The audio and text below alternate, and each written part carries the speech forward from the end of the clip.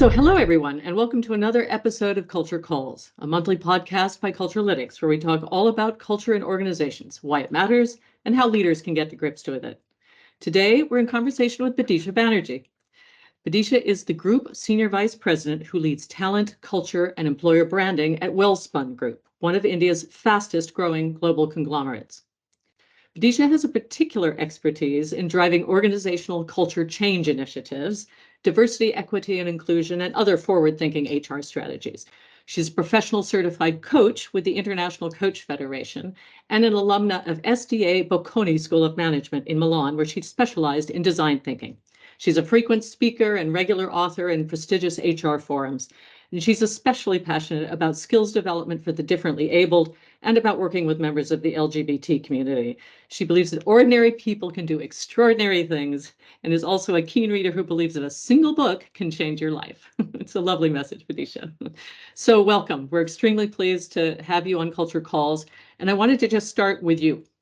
If you could just tell us a little bit about yourself, sort of how you got to what you're doing today with Welspun Group and what role that culture is playing in it.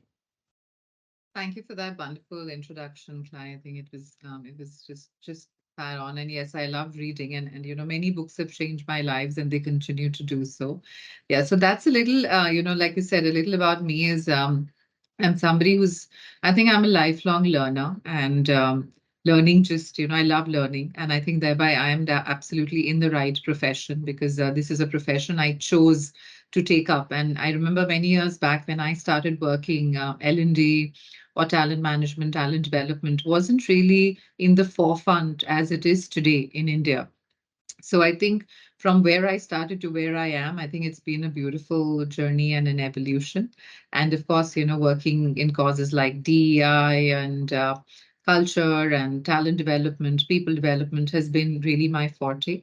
But I think to describe myself as a person, I would say that I'm extremely passionate about what I love my work. I love what I do, and I think I am a people's person. I love getting to know people. I love getting to have different friends across the world. So people from different walks of life, people from completely different cultures, backgrounds. So that's a unique thing. I think I may have friends almost all over the world that I'm still in touch with, people that I studied with, people that I went to school with, people who moved out, and friends that I've made, and colleagues that I've networked with over the years. So I think I'm good with networking. I keep in touch, and I value the power of relationships. So that's a little about me. Oh, that's wonderful. It's a great motivation to get into the whole field of HR. And I completely sympathize with that, empathize with that, with those goals. That's wonderful. Um, so I want to talk a bit specifically about culture. So, we all know Peter Drucker's famous dictum, culture eats strategy for breakfast. And a culture, in fact, is in your title. So I was wondering if that phrase rings true to you, what culture means in your, in the context of your title and your work at Wellspun, and what you might reflect on culture in your experience. Absolutely. I like the way you put it that culture is in my title. And I think it's been put there for a purpose because, of course, while I'm responsible and I play like a role of an enabler who drives culture, but I completely see that from a perspective of where we are today, in organization. I think there was a time where cultural learning did take a back seat at some point, at least in India, where people were more focused about technology or productivity. But I think the realization has dawned upon organizations that you can have the best of strategy, you can have the best of productivity tools, you can have also get the best of talent, but it is the culture of the organization that will bind your people to technology and your resources, right? It's the way that your leaders walk the talk. It's the leaders who create micro cultures within the organization, right? So without a great working culture, employees and organizations will not be places where you feel belonged. And I think a journey that we are in Welspun, and our partnership, of course, with Culturaletics has been in that journey. We're trying to understand, we're trying to gauge what people are thinking, what they're saying, and how do we actually make changes to become a better place to work. Yeah, that's great. So you mentioned belonging. So a culture of belonging you think is important and important for the business to achieve its goals. Is that right? Absolutely, absolutely. Let me ask you specifically about your business. All right, would you say there are any particular issues in your part of the market, in your sector, or perhaps in managing culture across your diverse group of companies? So are there any particular culture issues to do with that? I imagine that it is a bit of a challenge to manage culture Yes, in different yes, types of businesses. So how do you yeah. deal with that? Or do you...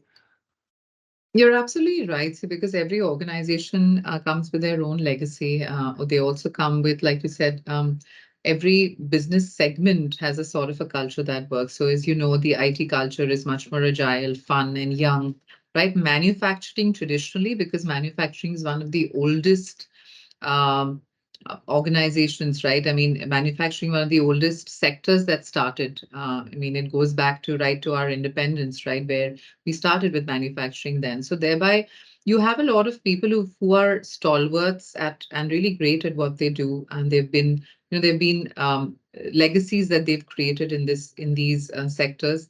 However, you also have a lot of young people who are coming into the sector because today, one of the things that manufacturing organizations and large conglomerates are struggling with is how do you really create a culture when you have workforce which has four different generations of people working together, right? So you have people who are in their 60s, you have people in their 40s, people in their 30s and 20s, and then you're trying to get everybody to come and work together. So I think everybody comes from different walks of life, their own experiences, their worldview is very different, right? So I think that's a challenge that when I talk to my HR colleagues and business colleagues, this is something that they talk about very openly, saying that, I have an HOD who's 55. I have another, he's working with somebody who's 25. And, they don't, it's very difficult for them to come to a common ground because they have very different life experiences. So I think thereby, the responsibility of a culture leader like myself is really how do you create an environment where you set certain norms, right, which are irrespective to your age or your gender. And these norms are really what we call as the one Welspun culture is what we are trying to create. So we're saying that no matter how old are you, what gender you belong to, which cities you come from, what background you come from. So when you come into the Welspun family, these are norms that we will live by. So that's respect, having a spirit of entrepreneurship, agility. So some our values really become are indications of the kind of culture that we want to build. And we have something that we call as the light framework. So wherein we're talking about, we're talking about learning, we're talking about innovation, we're talking about trust and endurance. So that's light. So we're going to create a Welspun, which is light, a Welspun culture that is light, right? So that's something that we are driving across the organizations, and we're trying to answer some of these questions because, Clay, I don't think any of us have these answers that, how do you have four generations of people working together? How do you have people working across different continents, different countries, different cities, right? So, and when you were talking about a large conglomerate like ours, we have like this morning, I was on a call with somebody who is in US time, UK time, India time, right? So you're trying to all figure out, okay, what is the one time when everyone's awake and alert? So these are things that one has to become empathetic to. Similarly, we have people who work in the metro cities. We have people who work in the smaller cities, towns, and distant cities. They come from their own. They have their own challenges that they face. They have their own, hurdles to cross. Right. So sometimes there could be certain biases saying, "Oh, I belong to a metro." And I belong to a smaller town. So there are certain biases that could creep in. So even these socioeconomic factors, which could sometimes also lead to challenges at the workplace. So I think for us, what two things that we're really wanting to overcome is this whole gender generational bias and the age bias that we face sometimes, and the fact that people come from different walks of life, different countries, different cities. How do you get all of them together and define, like I said, a light culture at the Welspun Group? Wow. So I think you very articulately expressed all the different cultural divides that can happen, and sort of the challenge that a company like yours has in pulling all of that together into the common culture that you want. In fact, that leads really to my next question, which was to talk a little bit about the how. So I'm going to quote another famous CEO, Jack Welch, who said that the soft stuff is the hard stuff. So how do you get to grips with these challenges, and what is in particular is the role of leadership in making that happen? And can data technology happen? What are some of the new tools you might have for helping to overcome those challenges? So maybe just talk about a few ways you're looking at overcoming the challenges you articulate. Right. So, when you're a smaller organization of 100 people, it's much easier to do, right? Because you have people and everybody's in the same city, everyone's sitting in the same building. But when you get complex and when you start growing larger as an organization, to replicate those norms and values to 30,000 people becomes very difficult, right? So thereby, I think when we partnered with CultureLytics and we took the survey, the CCQ survey, and we're also working with the We Listen survey, which is a much more real-time survey that actually helps us get the pulse of the employees. So I think that's how we're using technology. But that's just the tool. Now, what we do with it is the most interesting part. So what we have done internally is that while we have these surveys rolled out, we're also communicating back to the employees saying, hey, we've listening to you, and we're working with you, and we want to make these changes. So what we've done is at the CEO level and at the MD and the CHRO levels, everybody's got a culture dashboard or a scorecard, right, which is based on some of the findings that in their region, in their business is very true. So we're working through a scorecard mechanism. So just like you get reviewed on your P&L and your sales numbers, we're also going to have MDs and CHROs talk about their culture scorecards and, what are their plans and what they need to do. So that's one.